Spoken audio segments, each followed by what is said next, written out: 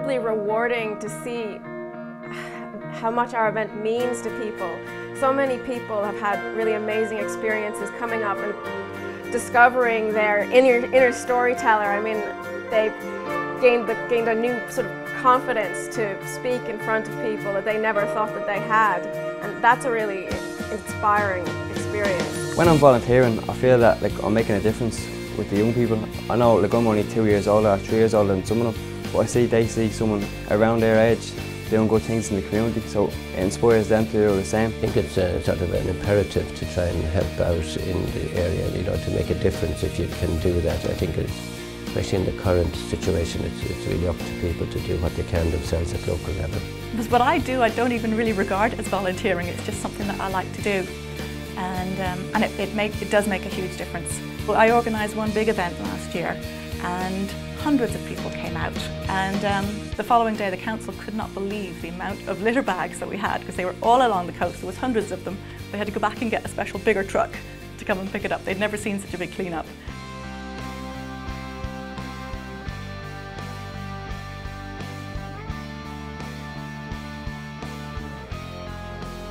I always remember something my father said when I was small, that to give is greater than to receive, and I think that's with most people. The joy of giving is a greater sensation than receiving, and I think also it reflects the desire of people to contribute to their society and to their community. I think that was one of the most satisfying things of being involved with BizFest, was that we had neighbours talking to each other, we had people encountering each other who hadn't met each other, and we brought the people out onto the streets to start rebuilding that strong sense of community.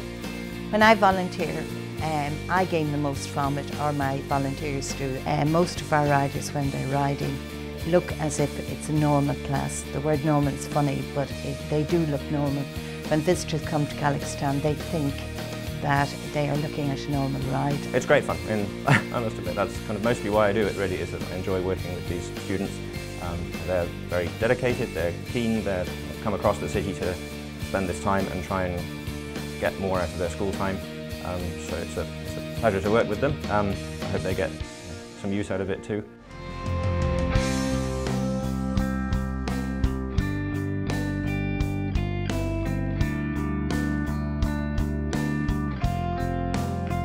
We have about 1,000 volunteers in Oxfam. Oxfam couldn't function without volunteerism. We often have speakers who come in from overseas programme partners that work with us, and they just tell us about what they're doing in Tanzania or Zimbabwe or South Africa. And when you see these people coming in and talking about what they're doing, a lot of what they do is stuff that's set up in communities themselves, and we assist them. And the fact that we're able to assist them to help themselves, fantastic. It's a giving of yourself, helping someone.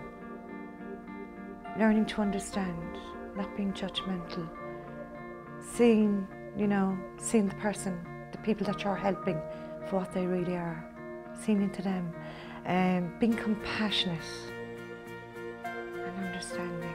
You get back more out of volunteering your time.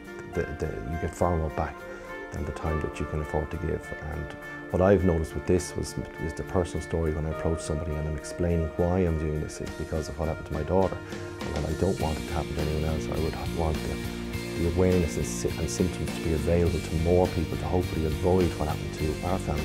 Anybody who has a mobile phone can now text the word time to a number 50308 and receive back a link to download the symptoms of meningitis and septicemia into their mobile phone, courtesy of the Meningitis Research Foundation. The people say to me, oh, we really look forward to this, to this meeting, because some of them live on their own, and they say they look forward to coming out and meeting and having a chat. And it's actually a social outing for me, and I think it's a social outing for the people as well that take part in it.